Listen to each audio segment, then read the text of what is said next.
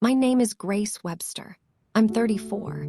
Every summer, my mom invites the entire family to her lake house for 2 weeks. Aunts, uncles, cousins, their kids. Every summer, she calls me in May and says there's no room for me and my daughter. 23 people fit just fine. We never do. 7 years of excuses, 7 summers of scrolling through family photos were never in. I swallowed it, kept the peace, told myself my little girl was too young to notice. Then one night last September, my 7-year-old sat unherbed, tears rolling down her cheeks, and asked me a question no child should ever have to ask. "Mommy, why does Grandma say we're not real family?" Something broke in me that night. The part that stayed quiet. The part that made excuses for my mother. I recorded my daughter's words. Then I found a second recording on her iPad, one my mom had no idea existed. I brought both to Thanksgiving dinner. 23 relatives were sitting at that table when I pressed play. Before I tell you what happened next, please take a memento, like and subscribe, but only if this story speaks to you. Drop where you're watching from and your local time in the comments. Now, let me take you back to when I was 6 months pregnant. The first May, my mother told me there was no room. The lake house sits on Traverse City. 4 bedrooms upstairs, 1 guest suite in the basement, a wraparound porch with a dock that stretches 30 ft into the water. I learned to swim off that dock. Caught my first bluegill there when I was 9. My dad held the bucket while I screamed. That house is every good memory I have from childhood. So when my mother called that May, me 6 months pregnant, ankles swollen, already picturing Lily splashing off that same dock someday, her voice had that careful, apologetic pitch, the one she uses when she's already decided something but wants you to think it's a suggestion. "Honey, the house is packed this year, and with you being 6 months along, the drive is so long. Maybe next summer." I said okay because it made sense. Pregnant, long drive. Sure, next summer. The baby's so little, Grace. All that noise, all those people, it wouldn't be fair to her. The summer after that, Ruth's bringing her whole crew this year. We literally have no room. Every May, my phone rings. Every May, I already know what she's going to say. 7 summers, 7 different excuses. And every July, I'd scroll through Facebook and see the photos, everybody laughing on the dock. My sister Brenda's kids in floaties. My cousin Tommy flipping burgers on Thegrill. The whole family minus 2. Brenda was always there. Her husband, her 3 boys, they always had room. I knew the real reason. I'd known since the day I brought Marcus home. But knowing something and proving it are 2 very different things. The worst part wasn't being excluded. It was finding out what my mother told everyone else about it. I called Aunt Ruth one October just to catch up. She's my mom's younger sister, sharp-tongued, honest in that way that makes holidays interesting. Halfway through the call, she said, "Gracie, I'm glad you're finally reaching out. Your mom said you've been so busy you don't want to come around anymore." I went quiet. She said you told her you had your own life now. Ruth continued that the lake house wasn't your thing anymore. I never said that. I never said any of it. My mother had built a story, not a dramatic one that would have raised suspicion. She built something small and believable. Grace is busy. Grace has moved on. Grace prefers her own space. She delivered it in sighs and soft shrugs. I invite her every year. She always says no. What am I supposed to do? Beg. I tried to correct it, called my mother directly, kept my voice steady. "Mom, I just talked to Ruth. She thinks I don't want to come to the lake house. That's not what happened." Silence, then the tears. My mother can cry on command the way some people can sneeze. "Grace, are you blaming me?" "I've done everything I can. You're the one who..." That night, my sister Brenda texted me. "Mom says you screamed at her on the phone. Are you okay?" I didn't scream. I didn't raise my voice, but that's how it landed. Filtered through my mother's retelling, reshaped into something that made me the problem. I was losing a war I didn't even know I was fighting. And my mother was winning at one whispered phone call at a time. Marcus and I sat at the kitchen table that night after Lily was asleep. He listened to all of it. The call with Ruth, the confrontation with my mother, Brenda's text. He rubbed his jaw the way he does when he's choosing words carefully. "Okay," he said. "So what do you want to do?" "I want to drive up there in July and walk through the front door." "And then what?" "Your mother denies it, cries, calls Brenda. You're the villain again. He wasn't wrong." That was the pattern. Marcus grew up in Atlanta. Big family, strong opinions, plenty of drama. He'd seen what happens when adults turn children into battlegrounds. His aunt and uncle fought so bitterly over a family property that his 12-year-old cousin stopped speaking for a full year. Marcus carried that with him. "I don't want Lily growing up thinking her grandparents' house is a war zone," he said. "She's 3. She doesn't know any of this yet, so we just keep taking it. No, we wait until it matters, until it touches her directly." I hated that answer, but I understood it. My mother was cruel behind closed doors and flawless in public. Without proof, real, undeniable proof, I was just a daughter complaining about her mother. Every family has one. So I made a decision. I'd wait. I'd keep my distance, protect Lily from the ugliness, and hold my silence until there was a reason large enough to break it. I didn't know that the reason would come from Lily herself, and I didn't know it would take 4 more years. That summer, my daughter turned 3. She blew out candles on a cake shaped like a butterfly. She didn't ask about the lake house. She didn't ask about Grandma. Not yet. Lily started 2nd grade in September. That's when everything shifted. She'd come home talking about her classmates, what they did over summer break. Olivia went to her grandma's cabin. Jadden stayed at his grandpa's farm for a whole month. She'd tell me these things casually, swinging her backpack onto the kitchen counter, not realizing she was handing me a grenade with each story. One evening, she looked up from her mac and cheese. "Mommy, why don't we go to the lake house?" My throat tightened. "Grandma's house is small, honey. It gets crowded." She accepted that. Kids do for a while. Then her teacher called Mrs. Patterson. Calm voice, careful phrasing, the way teachers talk when they're trying not to alarm you. "Mrs. Webster, I wanted to check in. Lily drew a family portrait in class today. It's just the 3 of you, her, you, and her dad. When I asked about the rest of her family, she said she doesn't have grandparents on your side." I pulled into the school parking lot after pickup and sat there for 10 minutes, engine running, hands on the wheel. My daughter was 7 years old, and she had already internalized the message my mother never said to her face. Not yet, but had broadcast through absence, through silence, through a door that never opened. I told myself I was protecting her by staying quiet, that keeping the peace meant keeping her safe. But the peace was rotting underneath, and Lily had been breathing it in without either of us noticing. Amam from Lily's class told me one afternoon, almost offhand, "Lily mentioned she doesn't have grandparents on your side. I hope I'm not overstepping." Silence wasn't a shield. It was a lesson, and my daughter was learning the wrong one. My mother video called every few weeks. Not often enough to be a real grandmother, just enough to maintain appearances. If anyone asked, she could say, "Oh, I FaceTime Grace all the time." One Thursday evening in June, she called while I was in the kitchen chopping gonians for dinner. Lily grabbed the iPad from the counter, swiped to answer, and carried it to the living room couch. I could hear them talking. Lily's high voice, my mother's measured one, but I couldn't make out the words over the exhaust fan. I found out later what was said. Lily told me. Not that night, not the next week. 4 months later, when the words had settled into her bones enough to finally crack through. But here's what happened on that call. Lily asked, "Grandma, can I come to the lake house this summer?" A pause. The kind that fills a room even through a screen. Then my mother said, "Sweetie, the lake house is for our family, you know, real family." Lily didn't cry. She didn't argue. She was 7.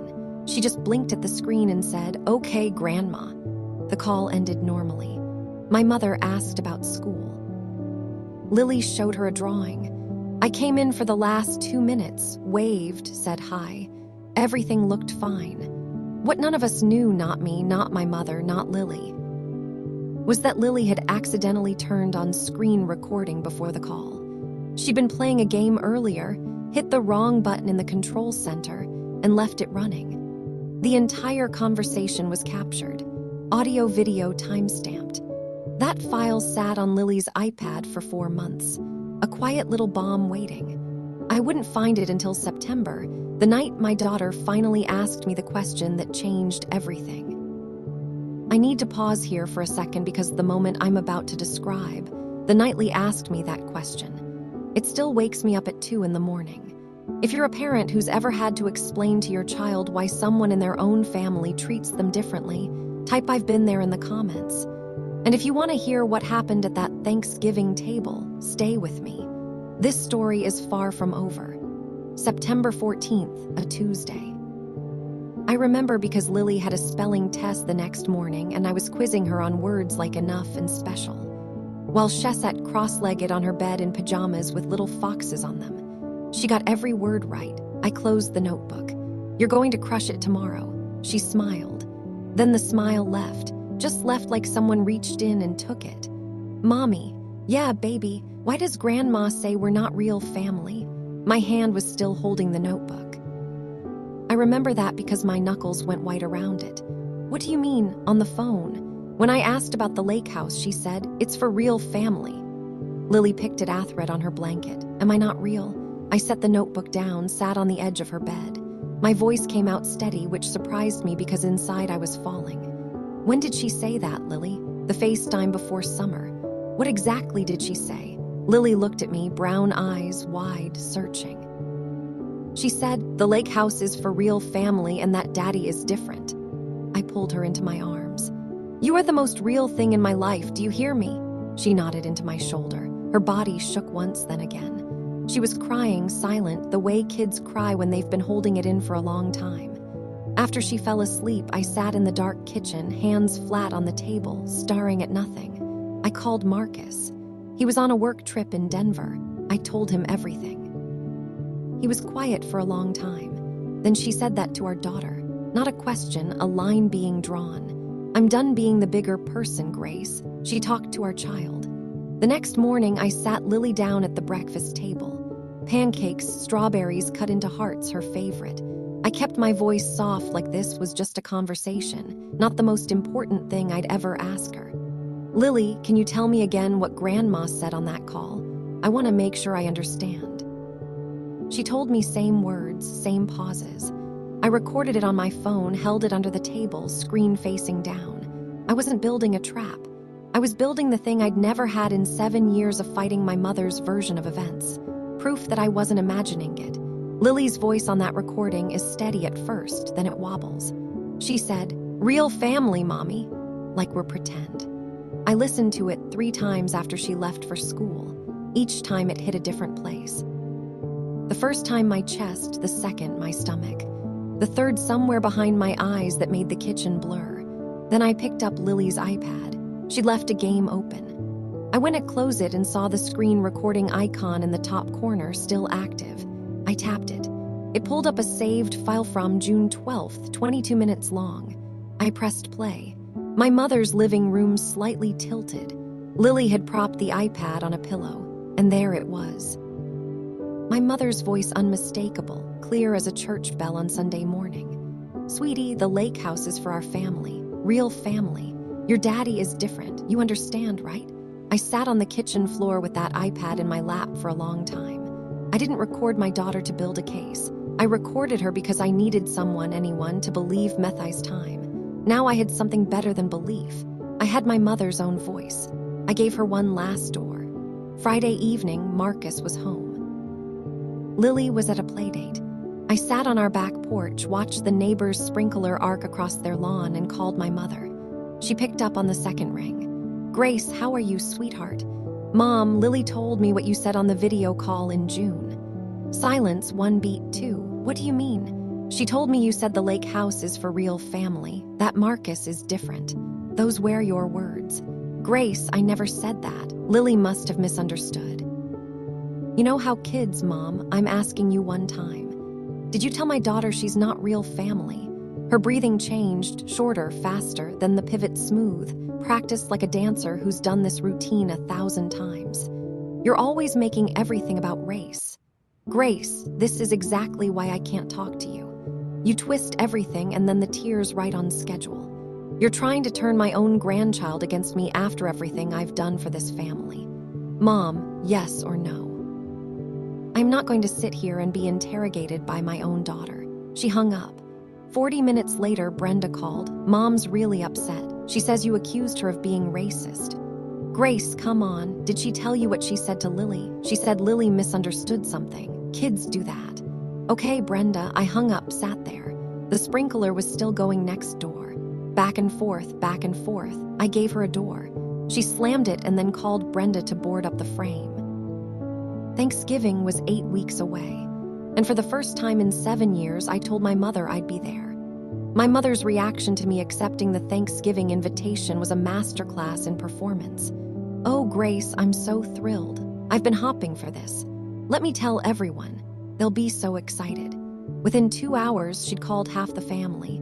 I know because Aunt Ruth called me that evening, and her voice had a different texture than my mother's.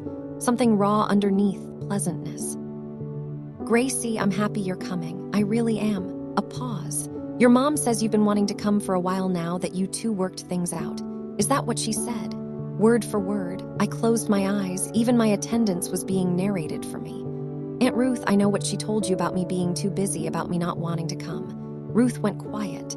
None of it was true. Grace, what happened? I wanted to tell her. The words were right there, loaded, ready, but I held them back. If I told Ruth no, my mother would find out before Thanksgiving. She'd cancel. She'd rework the story. She'd have 8 weeks to spin a new version. You'll understand soon, I said. Ruth let out a long breath.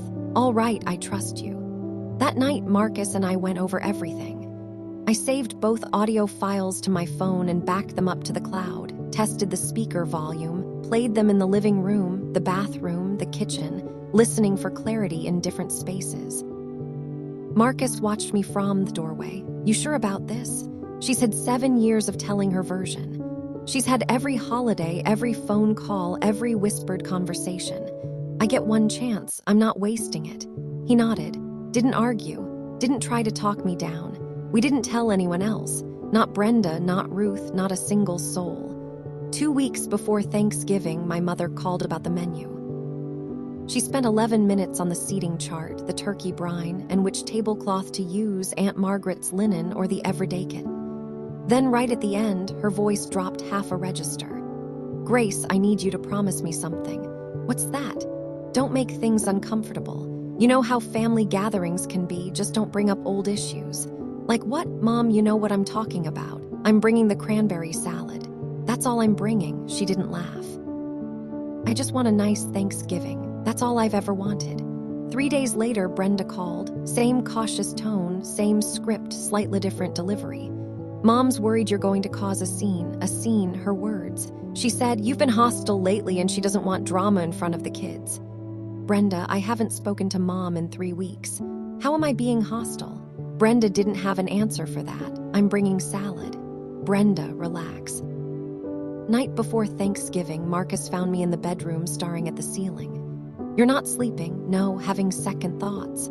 No, I'm thinking about the seating. He raised an eyebrow. She'll put us at the end of the table, far corner away from the center. She always controls the geography. Marcus lay down beside me. Let her, I know it doesn't matter where I'm sitting, it matters what I'm playing. He reached over and took my hand. You sure about this? He asked. Same question. Different weight now. I've never been more sure of anything. Outside, the first November frost was settling on the grass. Quiet still. The kind of cold that turns everything brittle. The driveway was already full when we pulled up. 8 cars, a minivan with a Michigan State bumper sticker, Tommy's, a silver sedan I didn't recognize, and my mother's white Buick parked closest to the front door like always. Queen's spot. Marcus turned off the engine. Lily unbuckled her seat belt in the back. Is this Grandma's house? Yes, baby. It's big. It was 3-story colonial wraparound porch. Bay windows glowing amber from inside. Room for 23 people at Thanksgiving, but somehow never room for us in July. My mother met us at the door. Full makeup, pearl earrings, and apron she'd never actually cooked in. It was decorative part of the costume, Grace. She opened her arms wide. I'm so glad you came, sweetheart. She pulled me in, squeezed. Her perfume was suffocating. Gardenias layered thick enough to taste. Then she looked down at Lily. Something flickered across her face. Quick, controlled, gone. She bent down. Hi there, sweet girl. Lily pressed closer to my leg. Inside, the house hummed. Voices overlapping, kids running. The Macy's parade on the living room TV. I saw Aunt Ruth by the fireplace. Uncle Larry carving something at the counter. Cousin Tommy carrying a bowl of mashed potatoes like a football. Ruth spotted me first, crossed the room. Gracie, my God, it's been ages. She hugged me, firm, real. Then she stepped back and looked at me the way people do when they're searching for something. I'm okay, I said. She didn't look convinced. I scanned the mantel as Wem moved through the living room. Family photos lined the shelf. The lake house crew from last July. Christmas 2 years ago.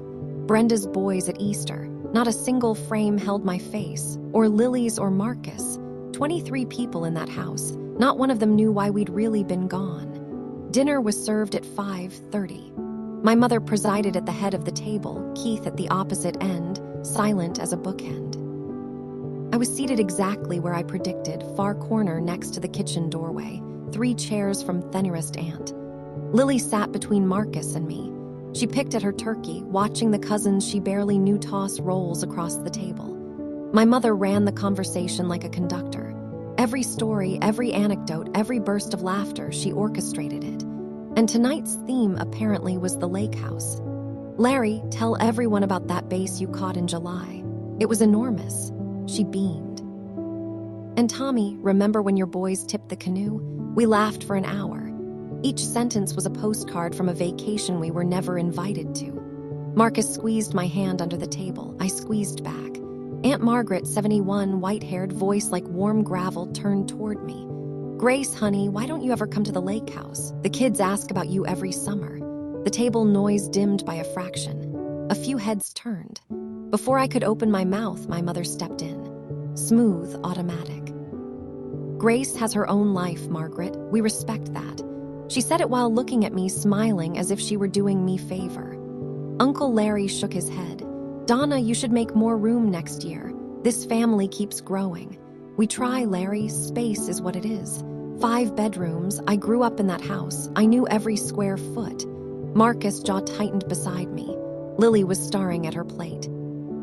I watched my mother butter a roll, perfectly calm, perfectly composed, narrating a version of our family where I had simply chosen to disappear. I let her finish the roll. I let her finish the story. She was almost done telling it. After the main course, before dessert, my mother stood and tapped her glass with a spoon. The crystal chimed through the room. I'd like us to go around the table and share what we're thankful for this year. It started at her end. Keith said health. Brenda said her boys. Tommy said his promotion. Each person gave their piece, short, warm, predictable. The gratitude made its way down the table like a wave, getting closer, then it reached me. My mother's eyes locked onto mine. I could see it, the faint tightening around her mouth. She was calculating. I stood up. I'm thankful that every single person is here tonight. I paused. Let the sentence land because there's something I need you all to hear. The room shifted.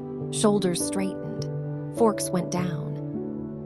My mother's smile didn't drop. It froze. Grace, sweetheart, this isn't the time. Mom, I've waited 7 years. There is no better time. I reached into my back pocket and pulled out my phone. My mother's chair scraped against the hardwood as she stood. Grace, don't. I want everyone at this table to hear what my 7-year-old daughter asked me last September. 23 faces turned toward me. Ruth leaned forward. Larry sat down his napkin. Brenda's husband put a hand on her arm. Tommy's wife pulled their youngest onto her lap. My mother's voice dropped low, almost a hiss. Put that phone away. I looked at her, held her gaze. 7 years of silence, 7 summers of excuses, 7 years of watching my daughter learn she didn't belong. All of it pressed into the space between us. You had your chance, Mom. I gave you one 2 months ago. You hung up on me. I pressed play. This is the moment. The recording is about to play. 23 people are about to hear what my daughter heard when she was alone on a screen with her grandmother and my mother's face. I will never forget it as long as I live. If you're watching this right now and your heart is racing, hit that like button. Not for me. For every kid who is ever made to feel like they didn't belong in their own family. Now, let me tell ya what happened when I pressed play. Lily's voice filled the dining room. Small, shaking, 7 years old. Grandma said the lake house is for real family. Mommy, why aren't we real family? Are we pretend? Nobody moved. The furnace clicked on somewhere in the basement. The only sound besides my daughter's recorded voice trembling through a speaker pressed against a Thanksgiving tablecloth. Aunt Margaret's hand went to her mouth. Ruth set her fork down with a quiet clink. Tommy's wife pulled her song closer. My mother broke first. That's out of context. Her voice pitched high fast. Children misunderstand things all the time. Grace, turn that off now. I didn't turn it off. I let the recording play to the end. Lily asking me over and over if she was real, if she counted, if Grandma loved her, or if love was only for the people who looked right. Uncle Larry held up a palm toward my mother. Donna, let her finish. This is ridiculous. I never mom. My voice was level. I'd practiced this in my bathroom mirror for 6 weeks. Lily told me what you said on the video call last June. I thought maybe she misunderstood. I hoped she did. So I checked her iPad. Ruth's head turned sharply. Margaret lowered her hand from her mouth and I found something else. The room held its breath. My mother's eyes darted to Keith, to Brenda, to the exit behind me. Keith stared at his plate. Brenda sat frozen, a glass of wine halfway to her lips. My mother's composure was slipping. I could see it. The mask shifting, the edges coming undone. For 7 years, she'd controlled every conversation, every narrative, every version of events. She couldn't control this one because this time I had her voice. I opened the second file, pressed play. The screen recording was slightly tilted. Lily had propped the iPad on a couch pillow, the way kids do. My mother's face appeared in the FaceTime window, her living room behind her, the same pearl earrings she was wearing right now. And then her voice, clear, unmistakable, recorded without her knowledge by a 7-year-old who didn't even know the button was on. Sweetie, the lake house is for our family. Real family. Your daddy is different. You understand, right? The dining room didn't erupt. It imploded. Ruth exhaled sharp like she'd been punched. Margaret turned to my mother and her expression was something I'd never seen on that gentle face before. Donna, is that your voice? That was taken out of what context? Ruth's chair pushed back, her voice cracked across the table like a branch snapping. What context makes it okay to say that to a 7-year-old? My mother scanned the room, searching for an ally, a foothold, anyone who would throw her a line. Keith looked at his plate. Brenda had gone white. Tommy's jaw was clenched so tight I could see the muscle jumping. Tommy spoke first. Wait. He pointed at my mother. You told us for years that Grace didn't want to come. You said she was busy. You said she chose not to be here. He looked at me, then back at my mother. That was a lie. My mother opened her mouth, closed it, opened it again. Nothing came out. And in that silence, in the gap between the woman she'd pretended to be and the woman the recording revealed, every story she'd ever told about me unraveled at once. 23 people heard it happen. Ruth stood. Her napkin hit the table like a verdict. I sat at that lake house for 7 summers, Donna. 7, I asked you every single year why Grace wasn't there, and you looked me in the eye and lead. My mother's hands were shaking now. She gripped the edge of the table. You don't understand. This town, people talk. I was trying to protect. Protect who? Uncle Larry leaned forward. She's your granddaughter, Donna. Aunt Margaret didn't say a word. She stood up, walked to the coat closet, and pulled out her jacket. Her husband, Bill, followed. They moved through the room quietly. No yelling, no grand speech. Just 2 people who'd heard enough. The front door closed behind them with a soft click that sounded louder than anything else that night. Brenda's voice came out small. Mom, did you really say that? My mother turned to her.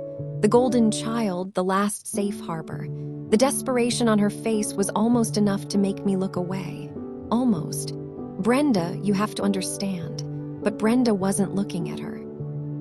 She was looking at Lily, my daughter, sitting between Marcus and me, her small hand gripping my sleeve, watching her grandmother fall apart in front of a room full of people she'd been taught to call family. Oh my God, Brenda whispered. At the other end of the table, Keith finally spoke, his first words all evening. I told you this would happen. My mother spun toward him. Keith, help me, say something. He picked up his water glass, took a sip, put it down. I told you, Donna, years ago, I told you. I didn't say another word. I didn't need to. The recording said everything I'd been trying to say for 7 years, and the room heard every syllable. I stood up slowly. No rush. Lily, get your coat, baby. We're going home. Marcus was already on his feet, one hand on Lily's shoulder. She slid off her chair without a sound. Small and careful. The way children move when they can feel the adults around them breaking. My mother's voice chased me across the room. "Grace, you can't leave like this. We need to talk. We need to sit down as a family." And I stopped, turned, looked at her across the length of that table, past the abandoned plates, the untouched pie, the cranberry sauce nobody would finish. "Mom, we've talked for 7 years. We've talked. You chose to lie. I'm choosing to leave." She started to respond, but nothing formed. Her mouth moved around silence. On the way to the door, I passed Ruth. She caught my hand. Her palm was warm, her eyes rimmed red. She didn't try to stop me. She just squeezed once firm and said quietly, "I'm sorry I didn't see it sooner." "You couldn't," I said. She made sure of that. Ruth let go, nodded, wiped her cheek with the back of her hand. Outside, the air hit like a wall, clean, sharp, November cold. Marcus unlocked the car. I buckled Lily in. She looked up at me, searching my face. "Mommy, is Grandma going to be mad?" I crouched down to her level, smoothed her hair back. "Grandma is going to feel what she made you feel, sweetheart. And that is not your fault." Marcus started the engine. We pulled out of the driveway. In the rear view mirror, the house glowed behind us.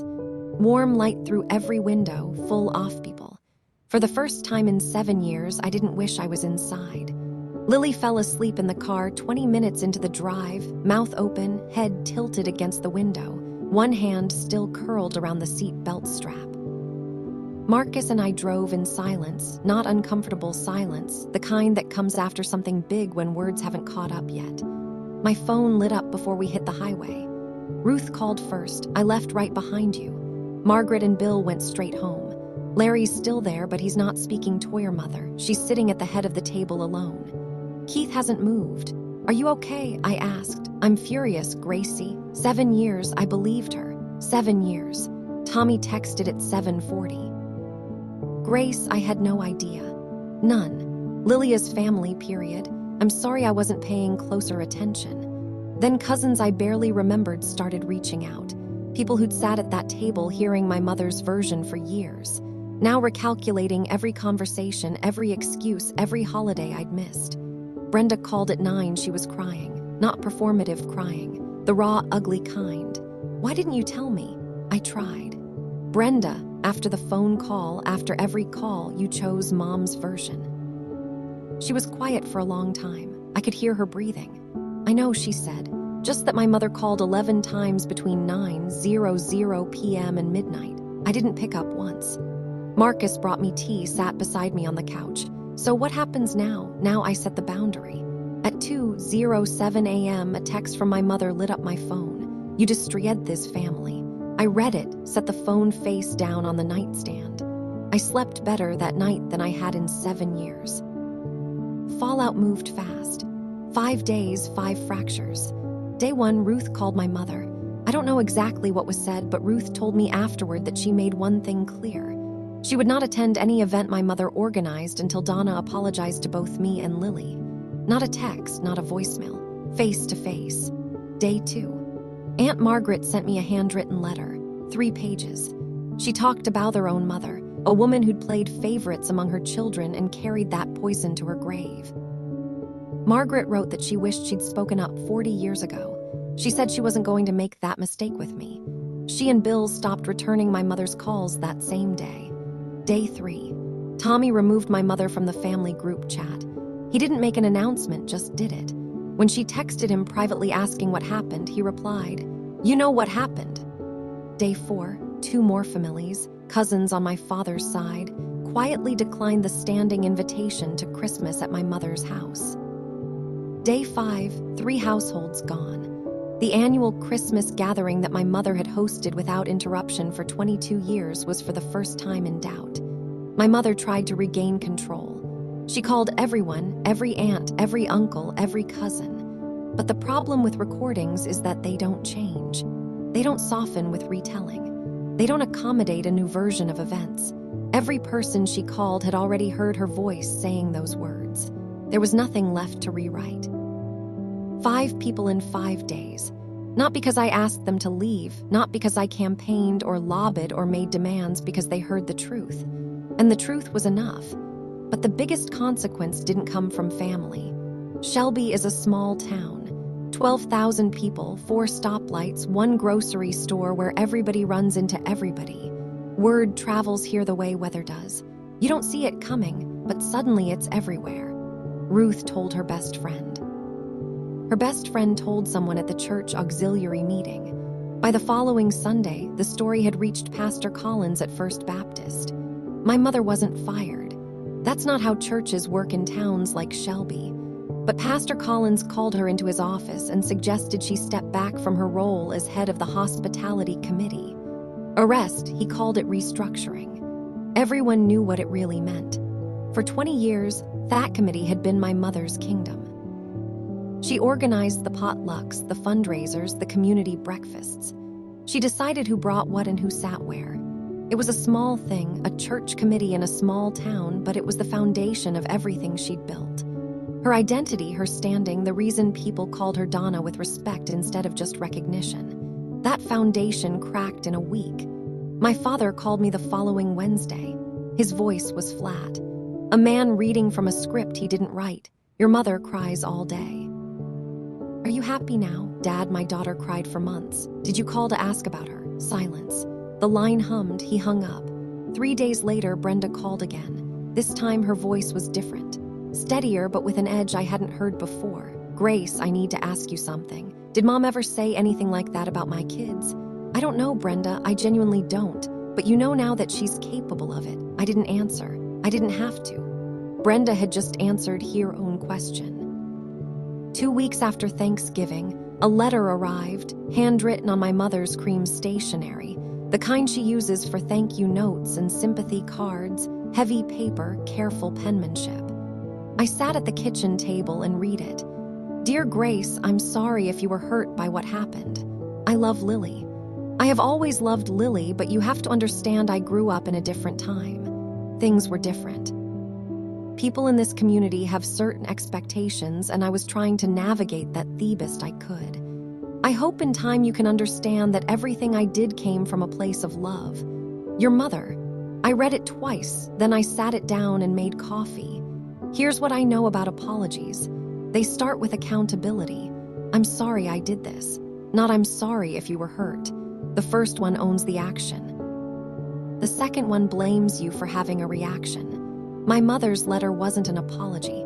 It was a press release. I wrote back short. No anger, just clear. Mom, I don't need you to understand my marriage. I don't need you to agree with my choices. I need you to never speak to my daughter that way again until you can acknowledge what you said. Take responsibility for it and commit to family counseling. We won't be visiting. The door is open when you're ready to walk through it. Honestly, Grace, she received my letter on a Thursday. By Saturday, she'd forwarded it to Brenda, highlighted, annotated in the margins. She'd circled we won't be visiting and written next to it.